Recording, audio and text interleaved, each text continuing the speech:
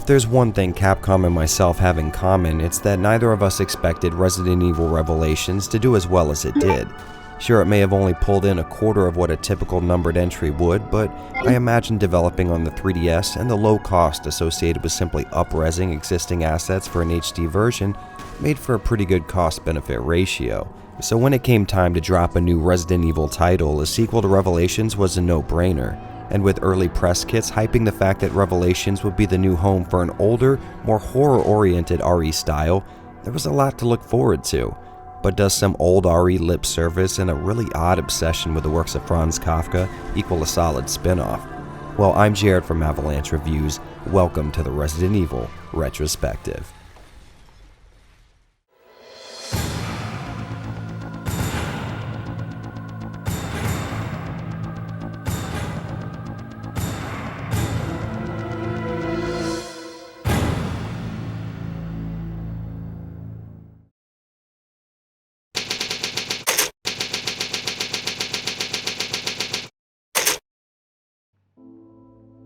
During the early days of development, the goal with Rev 2 was very clear. The Revelations sub-series was going to continue running alongside the mainline entries, but instead of furthering their own internal plots, they would act more as a bridge between each main RE game's narrative. The idea was to fill in any gaps left between games and keep players in the loop when it came to the main cast of characters. It was also made public that the Revelations brand would be where fans of the old games could go to find their horror fix, as Capcom had no intentions of reining in the action-heavy focus of the main series.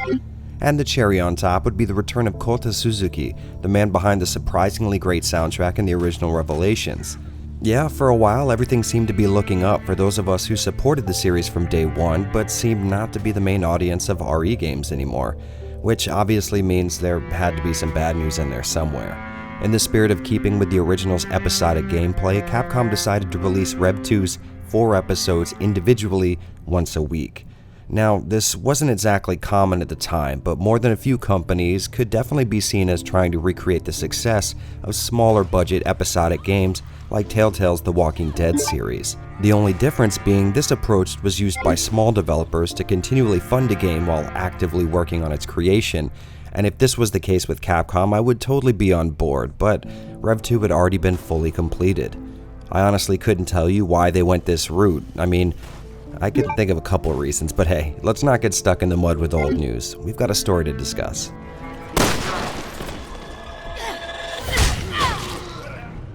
The events of Rev 2 take place after 5 and before 6, and true to the dev's intent, is its own contained story that doesn't require any previous experience with the first Revelations game outside of a few offhand mentions of the Terra Grigia disaster. They died in Terra Grigia.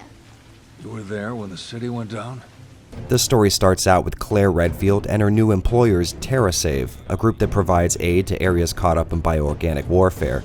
And right off the bat, we're introduced to Moira, a brand new TerraSave recruit and oldest daughter of Resident Evil's own sandwich aficionado, Barry Burton. Following in a long line of bad first days on the job, the TerraSave party is subsequently crashed by a group of well-armed terrorists, and our two heroines are knocked out and kidnapped. Waking up much later on a very remote island filled with BOWs, Moira and Claire are tasked with surviving their ordeal, figuring out what's up with these bracelets, and if there's time, looking into why their friends keep transforming into hellish monsters. This by itself would have probably made for a pretty interesting motivation, but Capcom went the extra mile and included a pretty cool addition. After every chapter with Claire, you then play as Barry, retracing Claire and Moira's steps 6 months after the fact. The whole dad looking for his estranged daughter angle actually got me pretty invested, and overall I really liked it. Having two characters present all the time meant expository conversation never felt forced, and everyone had ample opportunity to express their motivations. Of course, this is still a story about a maniac using a bioengineered virus to gain the ultimate power, so take everything I'm saying with a grain of salt, but you'd be surprised how much believability some solid voice acting can lend to a ridiculous story. The right to become a god. Come out from behind that glass so I can choke a god. Throughout the game, each character actually felt real to their roles, and even Moira's teen angst was kept to a minimum. I do have to mention that this is yet another RE game that opted not to use Allison Court for Claire's voice, but the replacement does a, serviceable job. Are you crying?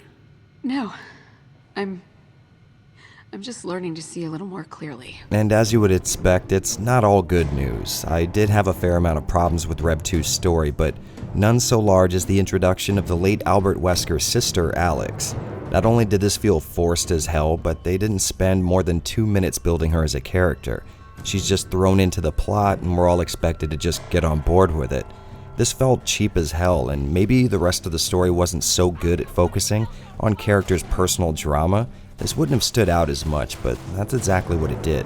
Although there is a silver lining here, since Alex Wesker's voice talent is provided by Mary Elizabeth McGlenn, who never fails to impress. Overall, I actually came out of this really entertained. Rev 2 felt less like a typical RE plot and more like an exploration of Claire, Moira, Barry, and Natalia as characters, with a typical RE plot serving as a set dressing. If you watch my last video on the first Revelations game, you'll know I found the whole previously on Revelations 2 thing kind of annoying, but this time around I ended up purchasing each chapter individually, and in that context the whole TV show format kind of made sense. Since I wasn't jumping straight into the next chapter immediately, a little refresher was actually pretty nice, and having a preview after completing a chapter hyped me up a bit. I think the devs delivered on their promise of making small, self-contained stories for the RE fan who was tired of the main series obsession with over-the-top action. I appreciated the more character-driven approach, and despite a few cheap hits, I actually had a blast with this story. Is it a pivotal tale necessary to the overall RE narrative? No, but it's fun and did a great job of fleshing out a few characters that never had too much screen time. I'd say come into Revelations 2 with some grounded expectations and you might just find a great little story. Gina.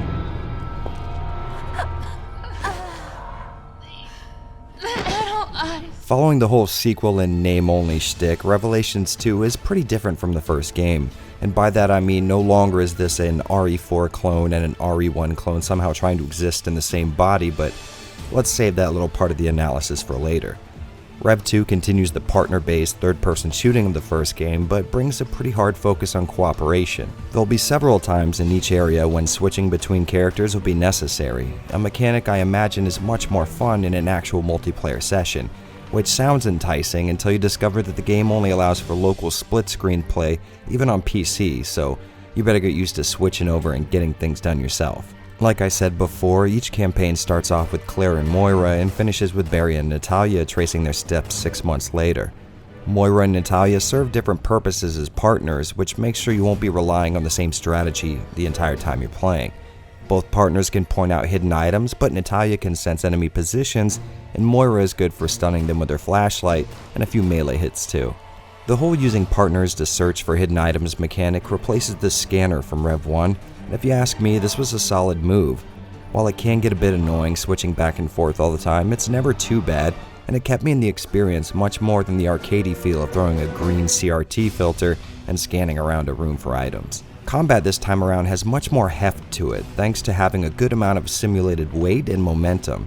Instead of the stiff, rigid style of third-person shooting that the series has known for a while, Revelations 2 includes some very fluid animations and doesn't allow you to cancel them too often, at least not until the late game is reached.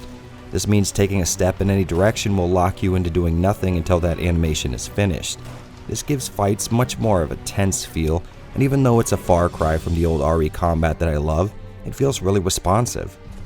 Most enemies were actually really fun to dispatch, minus these invisible things that one-hit you if they're close enough. But even these guys stop becoming as much of an issue once you wrap your head around things. Just like the first game, weapon upgrades can be found and applied, but Rev 2 also implements the skill system seen in RE6. However, unlike RE6, most of these skills actually make a pretty big impact on the way you play the game, which makes the late game levels much more fun. By the time you've finished, you will have figured out mechanics and upgraded enough skills to start really getting into some high skill play. Which brings us to the dodge move. Now, you guys know I've complained about previous games including these kind of mechanics as being a little too random, but Rev 2 has definitely nailed it. Once you upgrade this move, it's crazy useful, but at the same time, pretty limiting. Unlike most games, there really aren't too many iframes during this animation, so I had to get real good at reading my enemies, and this made successful evasions feel pretty damn satisfying. On the other hand, one thing that wasn't very satisfying was the control layout. For some reason, Rev 2 saw fit to include two separate buttons to interact with things, one for picking up items, and the other for, or the more literal definition of actually picking up items. I can't really tell you why, but this really wreaked havoc on me at first, at least using the PC's keyboard and mouse configuration. For some reason, I kept mixing up which button did which, but I'm not willing to rule out my own incompetence in this one instance. Which leads us to what feels like the largest missed opportunity as far as this game's gameplay is concerned. So if you will, follow me on a bit of a rant. Rev 2 was very clearly more influenced by the new style of Resident Evil games, especially parts 4 and 5. Throwing the over-the-shoulder shooting to the side, since expecting Capcom devs to not mimic Part 4 is quite literally the definition of insanity at this point. And if only it were copying Resident Evil 4. Again, of course it's copying Resident Evil 4. Again, it's the only other game in the series. Rev 2 is actually structured a lot more like 4 than even 5 was. Each area is made of a few linear choke points leading to a large area where a few environmental puzzles will have to be solved and an attacking horde of bad guys will need to be dispatched to cap things off. Now don't get me wrong, it's a solid formula. I mean, at first I wasn't even aware I was doing it, but eventually you find yourself in the middle of an old village type setting, fighting waves of humanoid bioweapons with a combination of headshots and contextual physical attacks, and you think to yourself, Capcom and RE4 need to quit playing coy and just fuck already. And forgive me for sounding bitter, but the Revelations offshoot was supposed to be our safe haven from the heavy action focus and overly ridiculous set pieces of the main series. I don't know, maybe I'm getting a bit jaded after having to play the entire RE library and feeling like I've just been replaying 4 over and over again. Now, I know this isn't exactly the context most people will be experiencing the game in, but I'll be damned if I'm not sick as hell of the same exact gameplay style rearing its head in every game Capcom puts their hand on. Now I'm gonna level with you guys. What you're hearing now is the cut down version of a very long pissing and moaning session. Trust me, this has been edited for both of our sanity, but to sum things up, this was not the game Michiteru Okabe originally sold us on. I was honestly really psyched for Capcom sectioning off a little part of Resident Evil for fans of the old games. A place where we could go to get our survival horror fix while everyone else could keep shoveling fists full of money into the new action games of the main series. And after saying that, I'm gonna close with this. Revelations 2 was actually a really fun game. I enjoyed the combat, and the inclusion of some pretty good puzzles had me appreciating the hell out of it. Even though I wasn't a giant fan of the partner mechanic, there were times when I was able to sync with the AI a bit, and the dodging mixed with the fluid movement made for a game that was relatively challenging to learn, but rewarded you once you did. Getting to walk through some creepy areas while listening to my characters banter back and forth was actually enjoyable, and I really got into the boss fights. Now don't get me wrong, I'm still left a bit stung from having what could have been a return to a more survival horror based system fall prey to the action horror that permeates the rest of the series, but if you go into the game knowing this will be the case, you're likely to have a good time. Now there's a quote for the back of the box, Capcom. Revelations 2 manages to be both disappointing and really good at the exact same fucking time.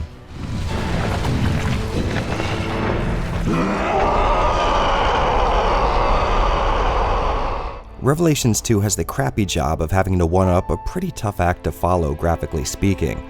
Sure, Rev 1 wasn't exactly a next-gen masterpiece, but as a port of a 3DS game, it had no business looking as well-polished as it did.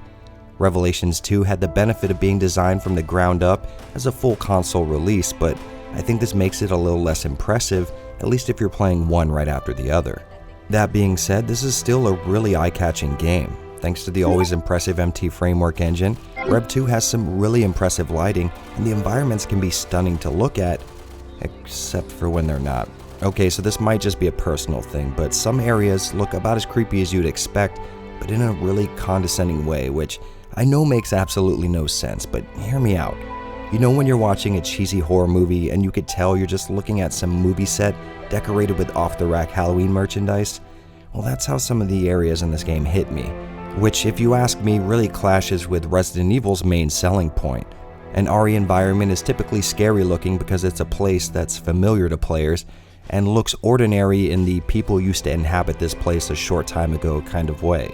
Having these cheesy B-movie settings kind of takes me out of the game a bit. And to be fair, there might be an in-universe explanation for this since our bad guy is experimenting with a virus activated by fear. I haven't heard anyone claim that these two are linked, but either way, it just doesn't appeal to me. I do want to balance that out by saying these areas are definitely in the minority.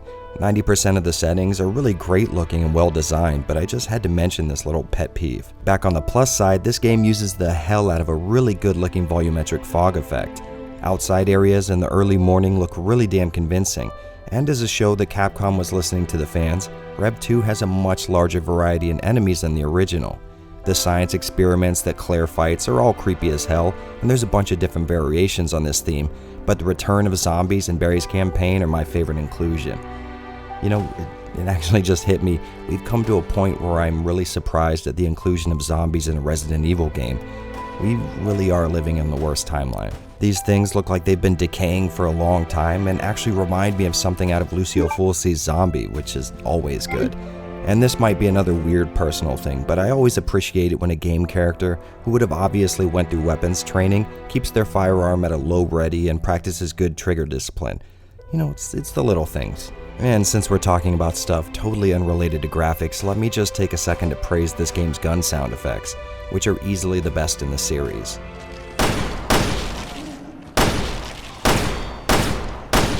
For some reason, I've always enjoyed a game that makes shooting sound punchy and gives some weight and recoil to it, and this game really delivers on that front.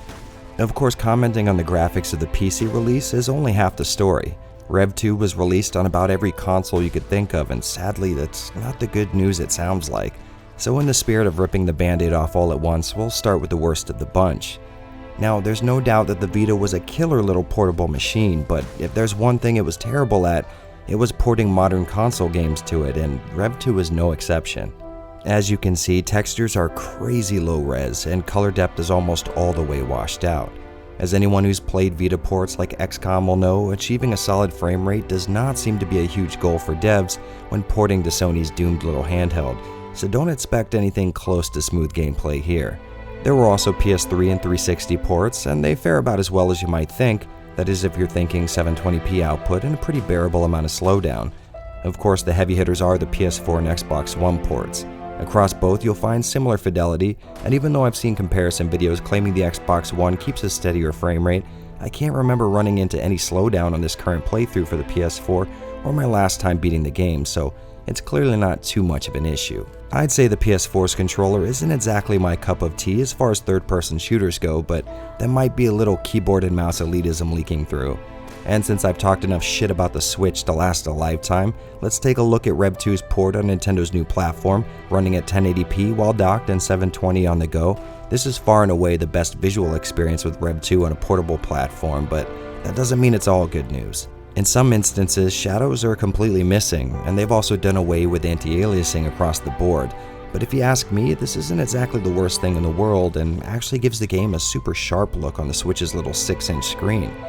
Thanks to frame rate analysis from Digital Foundry, we can see that this version falls behind a good amount and probably would have benefited from a locked cap of 30 FPS, but all things considered, this is a really solid showing for a hybrid portable experience.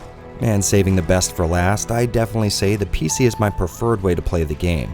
Sure, you might lose the local multiplayer, but if I had to choose between filling only half the screen for multiplayer or great controls and rock-solid performance, well, you can probably guess where my allegiances are. But if I did have one complaint, it would probably be Capcom only ever offering FXAA as an anti-aliasing solution in MT Framework PC ports. I'm sure there's a good reason for this, but I'd like some less blurry options for dealing with jaggies. Now obviously this is a very small gripe, and there's a reason you've been looking at PC footage throughout this whole video. It's definitely the best way to play the game graphically speaking, but if you'd like to stick with consoles, I can say the PS4 and Xbox One versions are solid options as well. Visually, Revelations 2 is a very solid performer. I absolutely love the lighting effects and post-processing tricks. The environments were almost all really well designed, and the increase in enemy variety was a big improvement. My only real issues were some cheap-looking movie set-like settings, and if we're scraping the bottom of the barrel, Claire just kind of looked a little weird for me. When I heard this would be an episodic release, I assumed this would be used as an excuse for a cheaper development process, but this game ranks up there with some of the better-looking contemporary titles I can think of. Kudos to Capcom for not taking the easy way out on this one and delivering a level of quality we've come to expect from the series.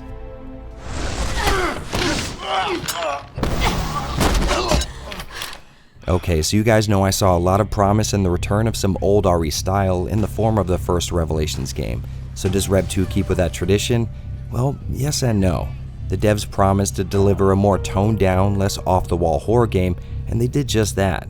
Revelations 2 keeps that feeling of small, isolated events leading to a horrific situation, but the large open environments and focus on fast-paced enemy encounters tips the scale further towards that RE4 clone feeling versus the more traditional Resident Evil approach that the first game took.